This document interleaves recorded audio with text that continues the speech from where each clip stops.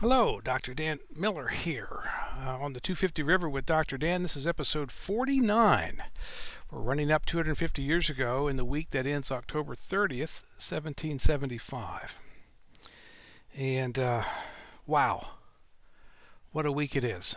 On my Americanism Redux blog site, on my Historical Solutions homepage, I think I've referred to this somewhere as maybe one of the 2 or 3 or 4 most important weeks for the last 2 years.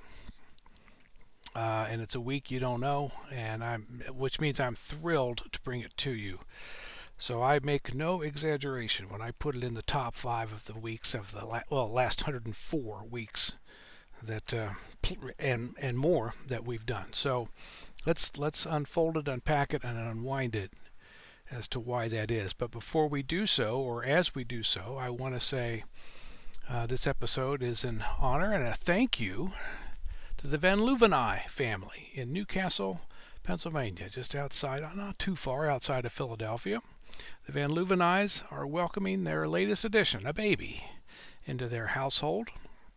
This episode is in honor of the baby and of the parents. And we'll talk about why as we get at the top of the top 5 from 250 years ago right now. So let's dive in. A couple different things, and I think you'll like it. So starting at number 5. Speaking of Philadelphia, if you find yourself at City Tavern in Philadelphia, not far from the Pennsylvania State House, and you're in there enjoying your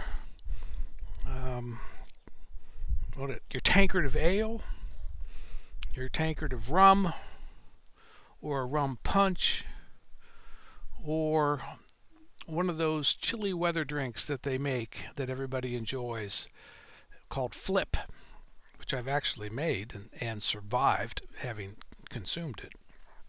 So if you're in there, you got one on the bar, you got one on the table, and you strike up a conversation with a guy next to you, exchange names, and you find out his name is James Hogg, H-O-G-G. I want you to go easy on Mr. Hogg. Mr. Hogg's had a hard week this week, 250 years ago, coming in at on the 5th spot of the top 5.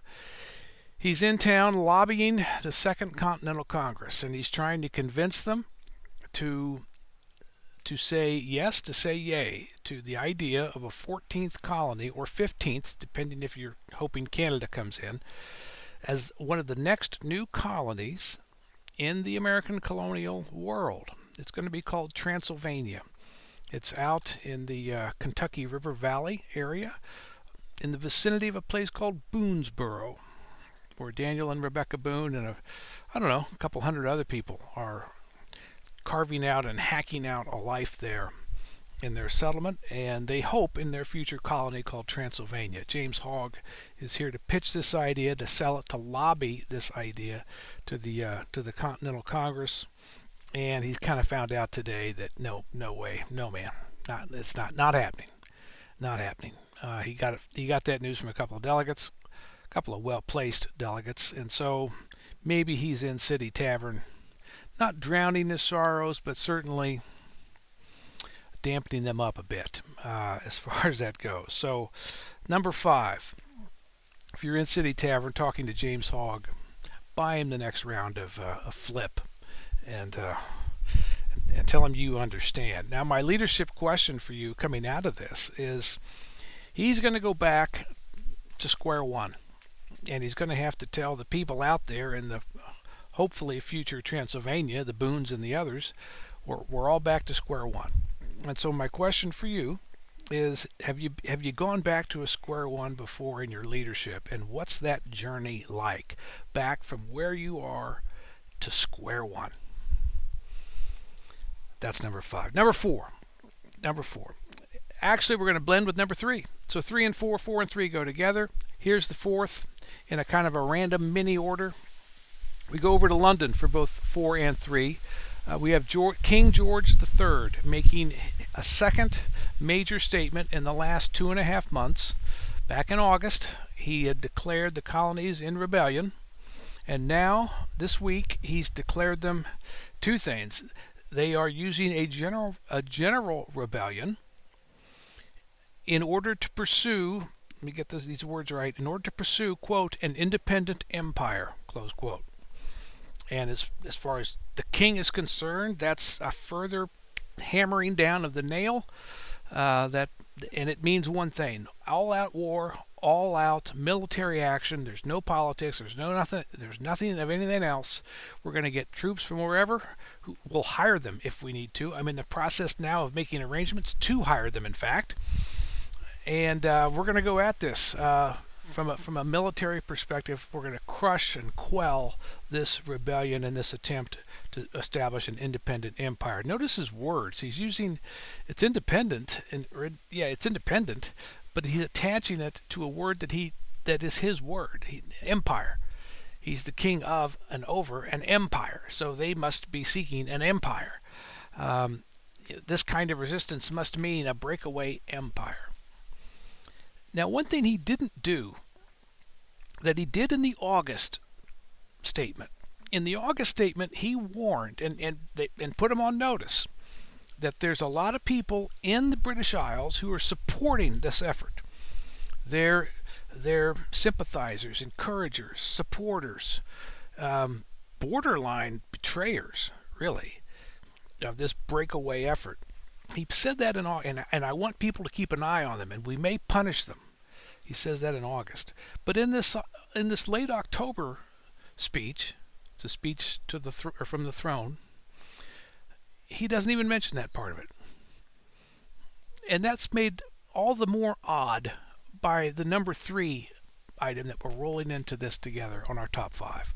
And that's because a guy named Stephen Sayer has been sitting in prison, the Tower of London, on charges that he has been plotting a conspiracy to kidnap the king in the name of the rebellion and in the name of this independent empire that is attempting to break away and go its own direction. And the plan, it's believed, was for Sayer, that great autumn breeze, the plan was for Sayer to hold him hostage, hold the king hostage, in order to seek satisfaction of various demands that would help the colonial rebels. He was found out. Now, an informant claimed he'd heard all of this.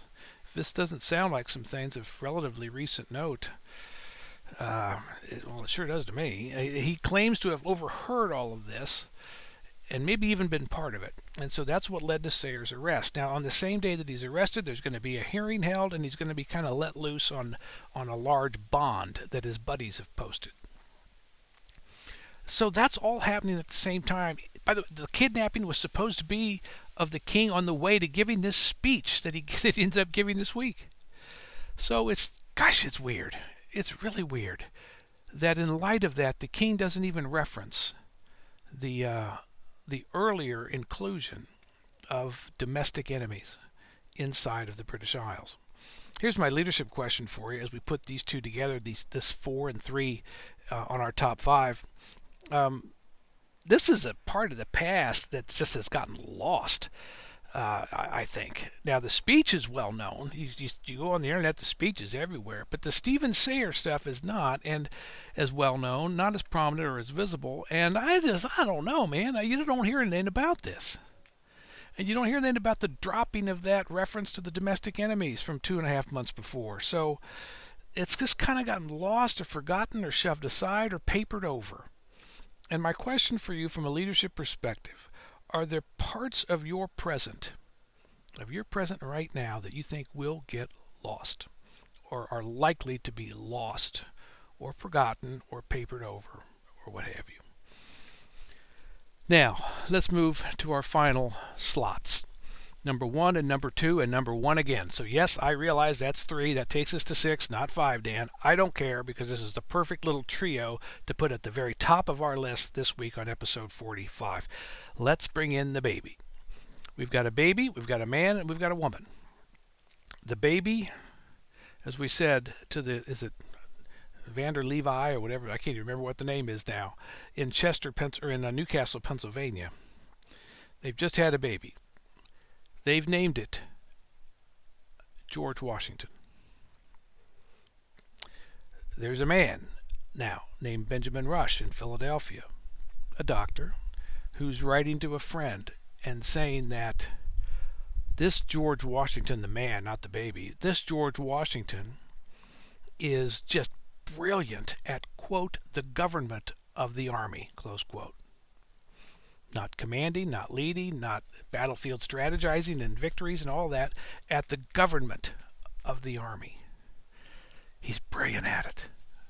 And we're so blessed to have him. God only gives us people like this, or a person like this, every 400 years or so, according to Dr. Rush. Dr. Rush also adds in this letter to a buddy that, he's so great because of this ability to govern the army, government of the army. He makes all the other heads of state in Europe look like his valet.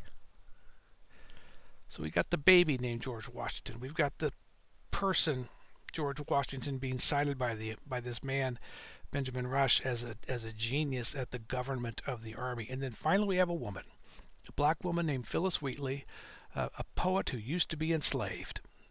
She's taught by her former enslavers, educated by her former enslavers, encouraged by her former enslavers. And she's a beautiful writer and poet, essayist, and she writes a poem today, this week, 250 years ago, about you-know-who, George Washington. She calls it Columbia, and she talks about Columbia as a female figure of liberty and freedom and kind of self-government in a struggle here in the New World. And God has sent providence. God has sent a savior to her, an ally to defend her honor and seek victory on her behalf, and his name is George Washington. A baby, a man, and a woman, all driving toward the same thing here, George Washington. My leadership question for you is this. Washington has become a legend in the present moment. Not even just in his lifetime, but he's become a legend in like a season. When these leaves were deep green and the temperatures were in their 70s and 80s, the legend started. We've still got leaves on the trees, the temperature's down to in the 50s, and so we're 3 months later, and he's a legend already, and he really has done nothing on the battlefield. And yet, man, woman, baby, everything points to his legendary status already. Here's my question for you from a leadership perspective. Sorry, excuse me, reading this off my clipboard. Have you and your followers, your core followers, in other words, your team, have you and your team come to a point where you have a person or a moment in the past as a team that has reached legendary status? I wonder if that's true for you. And the second question that kind of flows out of that, what does it say about 250 years ago and the folks then that Washington has in fact reached legendary status before the leaves have fallen? What does it say about those people in that moment? I feel like it says something. Now here's the big point of it all. Let's wrap it up here. Let's pull it together a little bit. Sorry, I'm running long.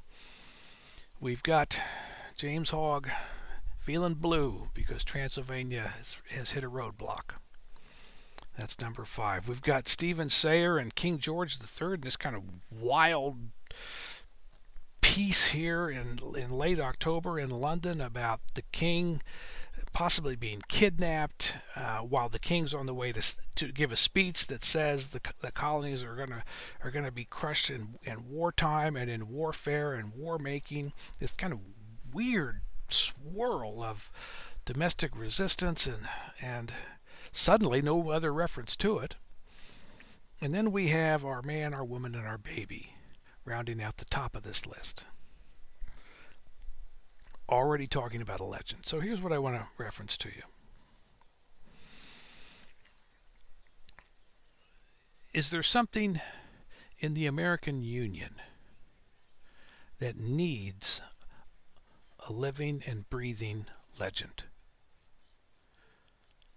Is the Union viable without it? Not a leading question. You can say anything you want, but I think that's a point and a question that comes out of this that I'd like you to consider. Does the American Union 250 years ago need a living legend? I'm Dan Miller, and I really appreciate you hanging out for this episode 49, as it happens, one of the most important weeks because of this legend and legendary kind of construction that's underway 250 years ago right now. Thanks so much, and I'll talk to you very soon.